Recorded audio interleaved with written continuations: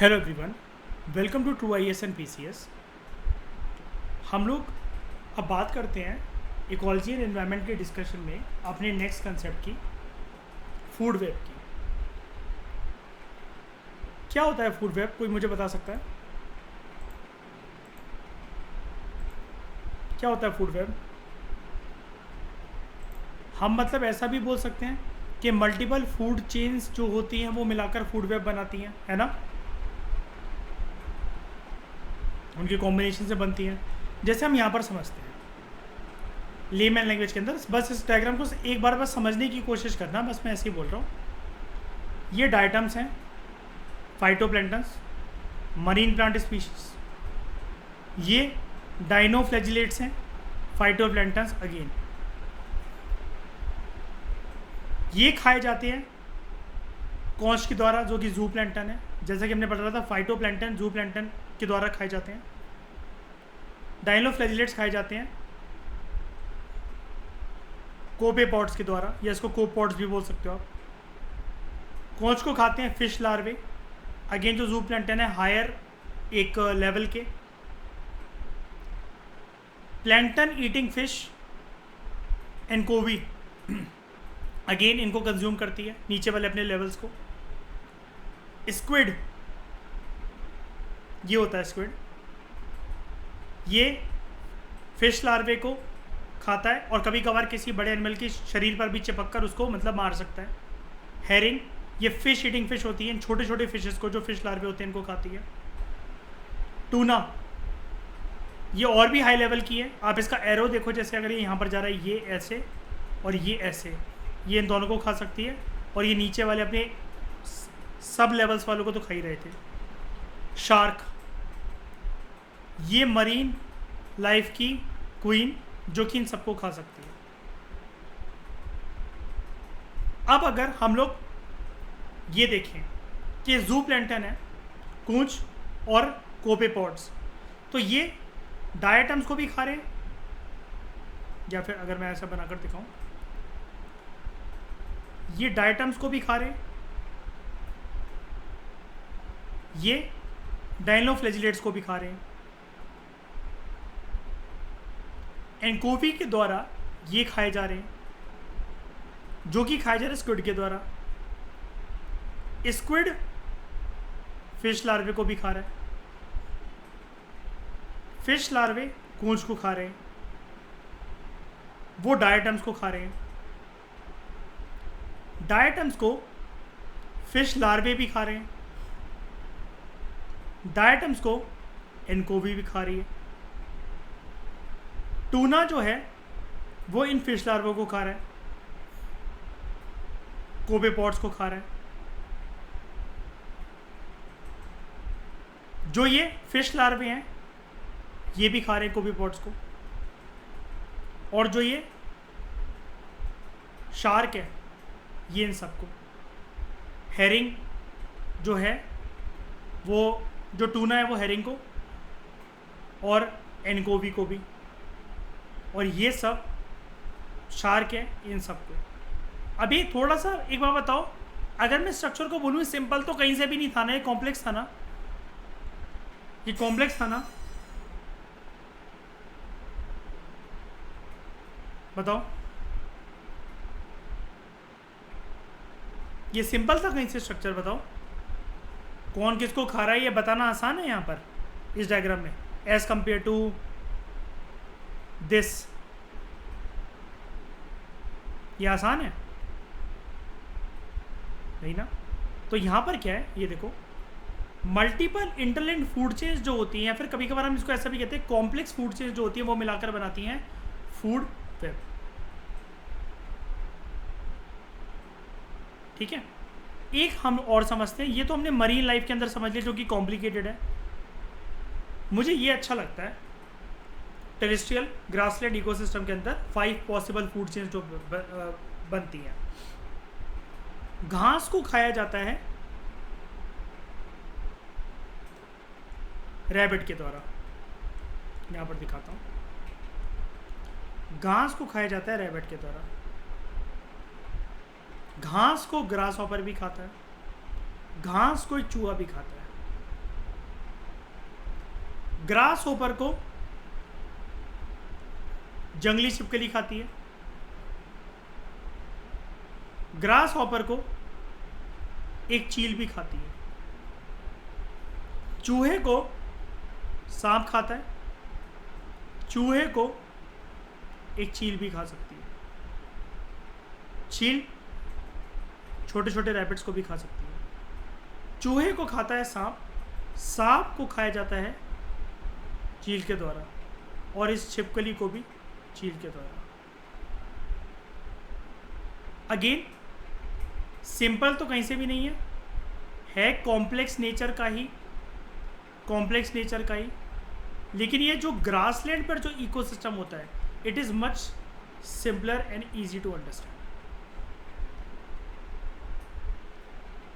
हाँ food web जो है वो रिप्रेजेंट करता है हर एक पॉसिबल पाथवेज जहाँ पर एनर्जी फ्लो हो सकती है इकोसिस्टम के अंदर, मतलब जितने पॉसिबल पाथवेज है, मतलब घास किस किस के द्वारा खाई जा सकती है ना, सारे पॉसिबल पाथवेज ये खोल कर रख देता है। जबकि फूड चेन जो होता है वो एक पर्टिकुलर जगह पर नैरो कंसेप्ट को डिनोट करता है कि जैसे हमें बता रहा है फूल है या ये घास है, मतलब मान लो उसको कैटरपिलर खाएगा फिर वो खाएगा।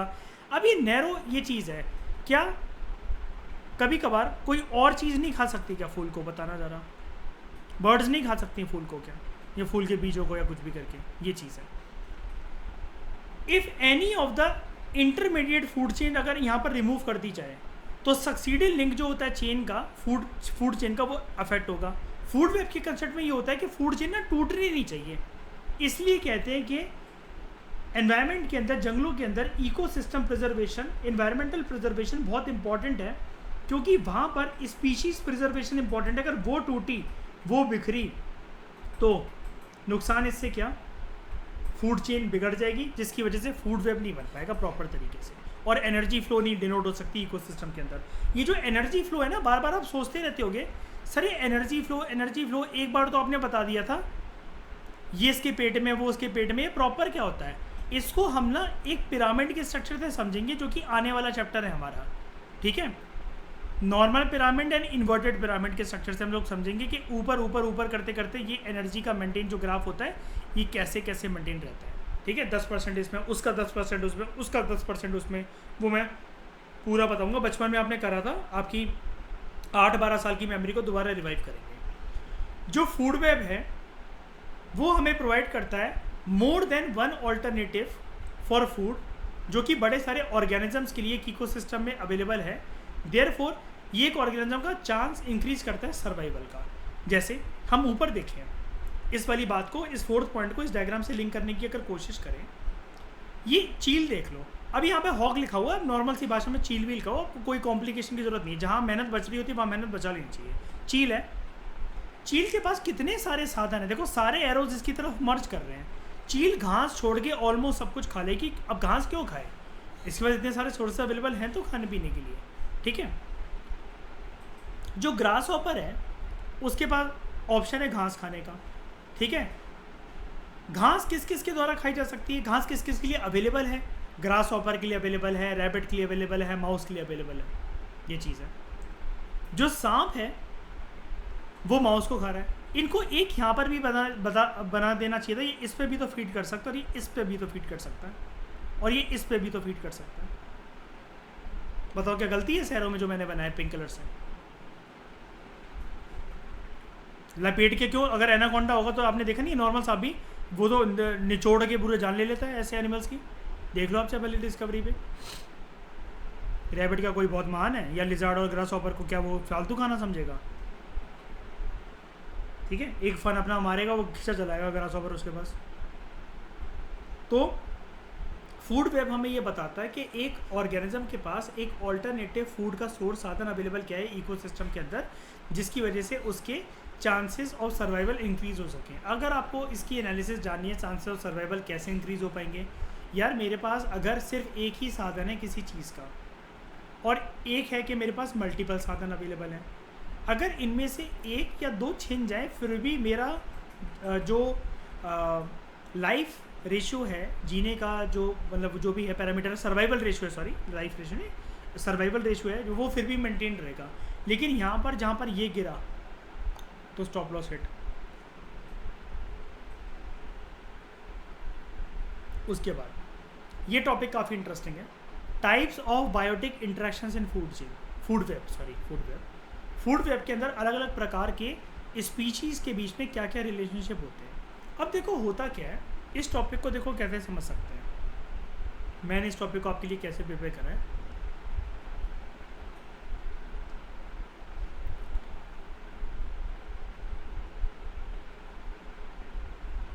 एक बंदा है,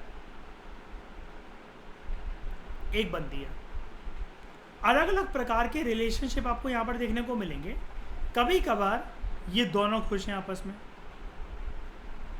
कुछ रिलेशन ऐसे देखने को मिलेंगे। कभी कभार देखने को मिलेगा प्यार सिर्फ इसकी साइड से था और यहाँ पर तो इसको नफरत थी। कभी कभार आप ये देखोगे अरेंज मैरिज की थकी हुई ज़िंदगी की तरह दोनों में कुछ है ही नहीं, प्यार तो भूल ही जाओ, दोनों बस अपने आप को चला रहे, कांटे हैं दोनों के बीच में। कुछ कुछ आप देखोगे बीच में कोई नफरत ही नहीं है, कोई कांटे नहीं है, न्यूट्रल है, कुछ भी नहीं है बीच के अंदर, इनके बीच में कोई इमोशन एक्सचेंज नहीं करते, बस ये रह रहे हैं एक दूसरे के साथ एक छत के नीचे और कुछ भी नहीं है। तो अलग अलग प्रकार के रिलेशनशिप आप ऐसे समझते हैं। देखो यहाँ पर सबसे पहले यहाँ पर मैं आपको कुछ गाइडलाइंस समझा देता हूँ इस टेबल को समझने की, जब आप सेल्फ स्टडी करोगे। यहाँ पर स्पीशीज़ दे रखी है, स्पीशीज़ 1 और स्पीशीज़ 2। यहाँ पर रिलेशनशिप चाहता तो राइटर और समझा सकता था, लेकिन मिनिमम वो ना 2 स्पीशीज़ के बीच में रिलेशनशिप को समझाना चाहता है कि मिनिमम 2 को समझो। यूपीएससी में इसकी ही रिक्वायरमेंट है, बस मिनिमम 2 की। अब यहाँ पर जो रिलेशनशिप मतलब मान लो ये नेगेटिव है ना, मतलब ये इसके नीचे देखो, इसके नीचे ये देखो नेगेटिव सिंबल बन रखा है, इसके अंदर 0 सिंबल बन रखा है। फिर ये देखोगे सेकंड फेज, यहाँ पॉजिटिव बन रखा है या नेगेटिव बन रखा है। ऊपर देखो गाइडलाइन इसकी, जब 0 है तो इसका मतलब वो बेचारा कुछ नहीं कहता रिलेशनशिप में, उसका मुंह बंद है, उसका कोई इफेक्ट नहीं है, वो ना अच्छा इफेक्ट डालता है सामने वाले के ऊपर, ना बुरा इफेक्ट डालता है। जो नेगेटिव वाला है, इसके रिलेशनशिप में रहने की वजह से मैं होता जा रहा हूँ टॉक्सिक, क्योंकि ये पर्सन है मेरे लिए नेगेटिव, ऐसा देखना है मैं इसको। और एक होगा पॉजिटिव कि अगर ये ना हो तो भाई मेरा अस्तित्व ना हो, ये बहुत पॉजिटिविटी लेकर आई है मेरी लाइफ में।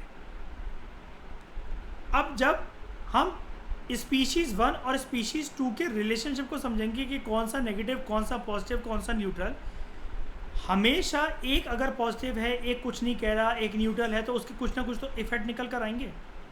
उस इफेक्ट को जानने के बाद हम ओवरऑल नेचर देखेंगे कि स्पीशीज़ कैसी है, उसका सर्वाइवल रेट कैसा है और उसका भविष्य क्या होगा इस रिलेशनशिप में रहने के बाद। ठीक है, समझ गए? गाइडलाइन समझ गए कैसे देखना है इस टेबल को? पक्का? तो शुरुआत करें पहली शादी की। देखिए पहली शादी कैसी है।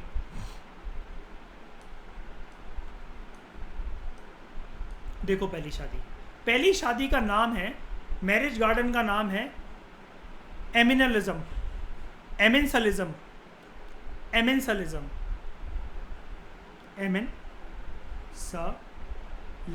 एमिनसलिज्म। शादी 2 लोगों के बीच में ही ऑब्वियस सी बात है, थ्रीसम नहीं चल रहा है, ठीक है, 2 लोगों के बीच में ही मिनिमम शादी। स्पीशीज एक है, जो पहला है, पहला पति, पति बहुत नेगेटिव है, बीवी कुछ नहीं कहती, बीवी का कोई इफेक्ट नहीं। एक स्पीशीज की ग्रोथ रुकती है while other species is unaffected. एक सप्रेस होती है और दूसरे वाले को कुछ फर्क नहीं पड़ता कि वो रो रही है, वो कुछ भी कर रही है। शादी हो गई मेरी, घर वालों ने करवाई थी, मेरे को तो कोई प्यार थोड़ी ना था इससे, ये चीज़ है। कैसे समझो उसको? इन्वायरमेंट की भाषा में वापस आ जाते हैं अपनी इन्वायरमेंट की भाषा पे। ब्रेड मोल्ड जो होती है उस पर फंगाई है, मान लो पेनिसिलियम, पेनिसिलियम पेनिसिलिन प्रोड्यूस कर रहा है जो कि एंटीबायोटिक सब्सटेंस है।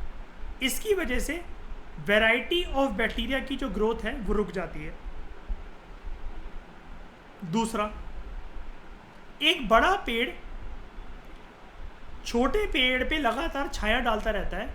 अब छोटे पेड़ को प्रॉपर सनलाइट नहीं मिलती, जिसकी वजह से उसकी ग्रोथ कभी हो ही नहीं पाती बड़े पेड़ जितनी। लेकिन बड़ा पेड़, छोटा जो बड़ा पेड़ है ना, वो छोटे पेड़ को बढ़ने नहीं दे रहा, लेकिन छोटा पेड़ ऐसा कुछ रणनीति, कुछ चालाकी नहीं खेलता है बड़े पेड़ पर, कुछ भी नहीं करता है। तो अगर मुझे एग्जांपल यूज़ करना होता है ना, मैं इसको यूज़ कर आता हूँ। ब्रेड मोल्ड वाला लिखने में भी थोड़ा सा टिपिकल है, समझने में टिपिकल, समझ में तो नहीं है, अभी मैं दिखा देता हूँ, इसकी फ़ोटो ही दिखा देता हूँ।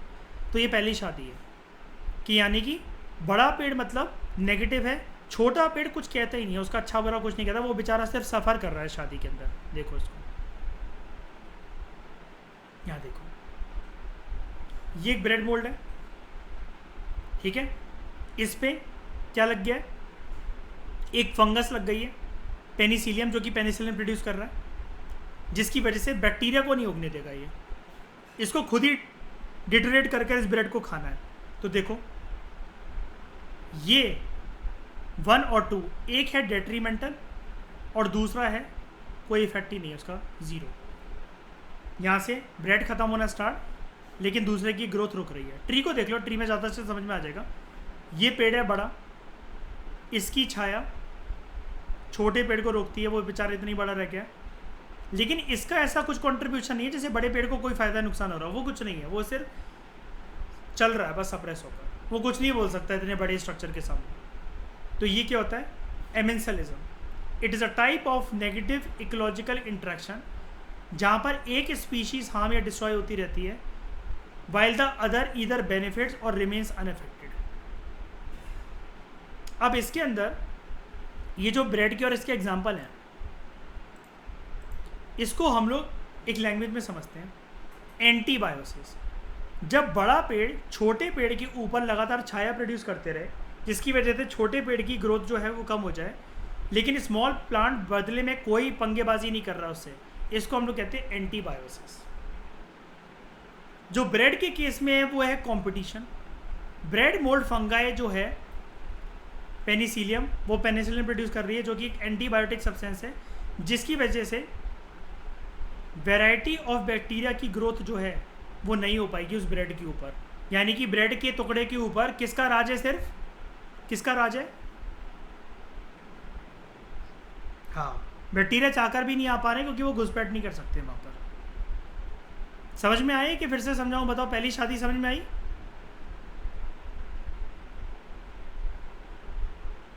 बताओ। एक बात मैं आप सभी को बता देना चाहता हूँ, यहाँ पर जैसे आपने इसको देखा, यहाँ पर सारे की सारी फोटोज तो अवेलेबल नहीं है, लेकिन ये वाले टर्म्स मत भूलना क्योंकि ये वहाँ पर नहीं दे रखे हैं थ्योरी में, ये इमेज में यहाँ पर दे रखे हैं। एमेंसलिज्म के दो पार्ट, एंटीबायोसिस और कंपटीशन।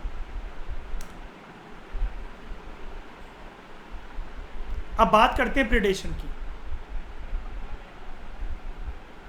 प्रेडेशन, पति है पॉजिटिव, बीवी मिल गई कलेश करने वाली, नेगेटिव, नाक कटवाती फिरती है हर जगह ये अपनी कलेश की वजह से। शादी का, मैरिज गार्डन का नाम प्रेडेशन। वन स्पीशीज जो प्रेडेटर है वो बेनिफिट करता है, while second species is harmed और एंड इनहिबिटेड, वो शिकारी बनता है, हमेशा हमेशा उसको सुननी पड़ती है। एनवायरमेंट के कंटेक्स्ट में शादी को समझते हैं। प्रेडेटर्स जो जैसे लेपर्ड, टाइगर और जो चीता होते हैं, वो अपनी फुर्ती का, दांतों का और जबड़ों का इस्तेमाल करते हैं किसी भी प्रे को हंट करने के लिए, उसको मारने के लिए। प्रेडेटर्स जो होते हैं स्पीशीज़ डाइवर्सिटी को मेंटेन रखते हैं कम्युनिटी के अंदर, ताकि कंपटीशन जो हो प्रे स्पीशीज़ के बीच में, यानी कि मतलब मान लो लेपर्ड मार रहा है डियर को, हिरण को, हिरण के बीच में आपस में कंपटीशन ना हो, इस चीज़ को देखने का काम प्रेडेटर्स ने अपनी जिम्मेदारी रख रखी है कि हम हिरण की जनसंख्या बढ़ने नहीं देंगे, हिरण में वॉर नहीं होने देंगे कि हिरण के भी कल को इलाके बढ़ने लग जाए जंगल के अंदर, इतना तो उन्हें सोचने नहीं देंगे, हमें देख के ही सूसू छोड़ देंगे, हिरण तो अपनी भागेंगे हमें देख के, इतना हमने बना रखा है। तो यहाँ पर है क्या, ग्रोथ जब भी हो रही है शादी के अंदर, आप अपने कलेश की वजह से, आपको इतना कलेश पे अपने घमंड है, इतना ज़्यादा कॉन्फिडेंस है कि यहाँ पर तो सिर्फ मेरी चलती है, सामने वाला चला कर तो दिखाए अपनी। ये पता है कैसी बात है कि विद इन द कॉम्पिटिशन कैसे दो बच्चे घर में लड़ रहे हैं, एक बुजुर्ग जो अकड़ू किस्म का है, नाना दादा दादी दादा कोई भी हो सकता है, वो बस वो ऐसी आवाज़ करते हैं सोते हुए, मतलब उनको इस बात पे गुस्सा, ये टोन से समझ जाओ कि भाई चुप रहो, वो सो रहे हैं। होता है कि नहीं होता ऐसा घर परिवार में, बताओ जरा। कोई सो रहा, बस उसने ऐसी आवाज़ करी, जाओ यहाँ से, बस उसके बाद शांति, फिर खी हुआ की आवाज़ नहीं आएगी। इतना दबदबा है उसका। तो ये अच्छी बात है क्या? नहीं। एक को बेनिफिट मिल रहा है, तुम तो सो रहे हो चैन से, तुम बच्चों का फंड रोक रहे हो, लेकिन दूसरा नेगेटिव है। With in the prey species जो कंपटीशन हो सकता था वो रुक गया क्योंकि प्रेडेटर्स हावी हैं इकोसिस्टम के अंदर। समझ में आ गया? तीसरे पे पढ़े।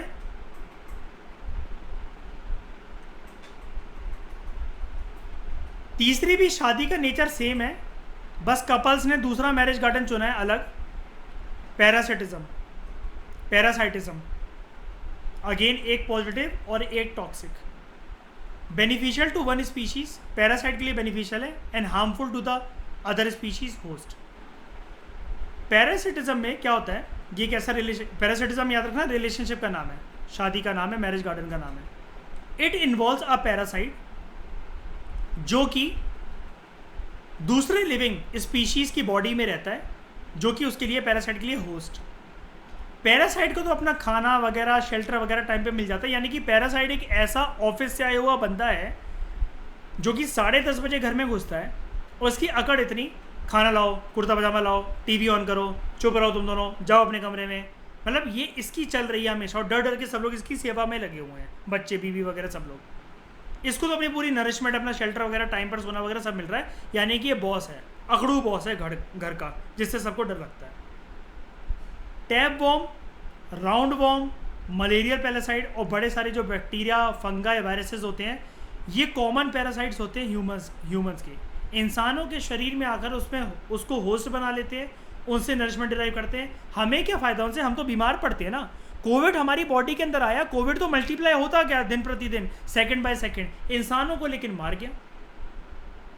जब एक रिलेशनशिप में एक जन सफ़र कर रहा होता है तो वो सफ़र करते करते करते करते ना चाहते हुए भी हंसी खुशी, हंसती खेलती, सुंदर सी, हॉट सी बंदी अगर शादी करके जाती भी अगर किसी ऐसे घर में, और ऐसे किसी हरामखोर की बीवी बन भी जाती है, तो वो जीते जी मर जाती है। सेम चीज़ यहाँ पर। एक बात यहाँ पर प्रीलिम्स का एक फैक्ट है, अलग से इन्होंने दिया है, क्योंकि वो आपको यहाँ बात समझा रहे थे पैरासाइट की। फीमेल मॉस्किटो जो है उसको पैरासाइट नहीं बोला जाता, क्योंकि वो हमारे शरीर में वास नहीं करती। Although it needs our blood for reproduction, खून को चूस कर भाग लेना काम है इसका, because it does not live on the host. हमारे कुछ बस नहीं गई है, लेकिन कोविड को निकालना मुश्किल था। और कोविड वायरस है, वायरस गया नहीं है, आज भी बॉडीज में है, वायरस कभी जाता नहीं। जुकाम होता है, जुकाम एक वायरस होता है, कोल्ड एक वायरस होता है, क्या चला गया क्या? वो जुकाम नहीं होता क्या? कभी आइसक्रीम खा लो, ठंडे पानी से नहा लो, सर्दियों में हो जाएगा जुकाम। फिर बात करते हैं कॉम्पिटिशन की। दोनों ही बीवी और पति के बीच में तू तू मैं कलेश, दिन भर रोज झगड़ा चलता रहता है। झगड़े के बिना दोनों को रोटी हजम नहीं होती, ना वो चुप होने के लिए तैयार है, ना वो चुप होने के लिए तैयार है। ये शादीशुदा जिंदगी दोनों के लिए कलंक बन चुकी है। It adversely affect both the species. Competition occur जब दो पॉपुलेशन या स्पीशीज होती हैं, they both need a vital resource that is short in supply. ठीक है, इन्वायरमेंट के कंटेक्स्ट में जब कंपटीशन यही तो होता है ना, कि दोनों के लिए एडवर्सली इफेक्टेड कैसे, क्योंकि एक जन तो मुंह ताकता हुआ रह ही जाएगा। ठीक है, दो शेर हैं, एक हिरण है, एक ही मार के एक ही मांस पे उसका कब्जा करेगा। ये competition. Both need a vital resource that is short in supply.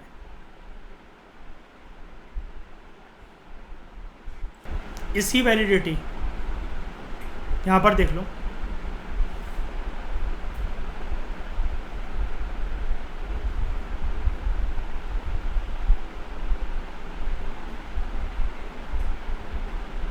ये इतने सीरियस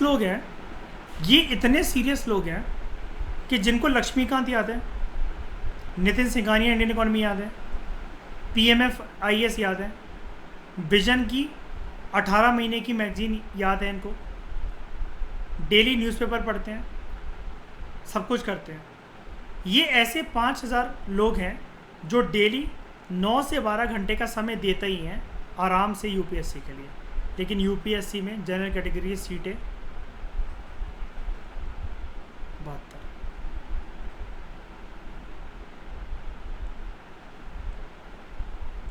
कंपटीशन समझ में आया?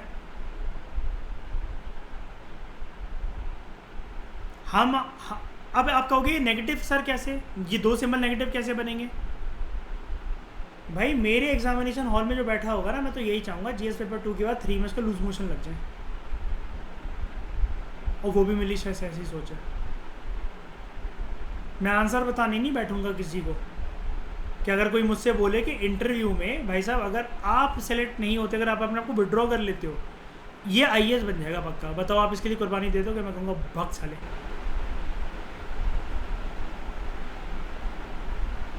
ये आपके फाउंडेशन कोर्स का एक स्टूडेंट है, एक बंदी है, इसका सिलेक्शन करवाने के लिए आपको कुर्बानी देनी पड़ेगी। मैं कहूँगा क्यों? मैं तो नहीं दे रहा। कंपटीशन, ये जो नेचर है ना, जिस टोन में मैंने बात करी, दिस इज़ कंपटीशन। लेकिन ऑब्वियसली बात है, बुरा मानने वाली कोई बात नहीं है, ऐसा कभी कोई सर्कमस्टेंशियल सिचुएशन होती ही नहीं है। ये कोई वीर मूवी का सीन नहीं चल रहा जिसमें अंग्रेज़ों ने बाप बेटों को लड़वा दिया और उनका मन भी नहीं है। एक एग्जांपल और स्कूल में लिमिटेड पोस्ट होती हैं, क्या कहते हैं उसको, हाउस इंचार्ज की, यूनिफॉर्म इंचार्ज की, प्रीफेक्ट की, मॉनिटर की, है ना, डिसिप्लिन इंचार्ज की। हो सकता है उसके लिए फॉर्म काफ़ी लोग भरे, ठीक है।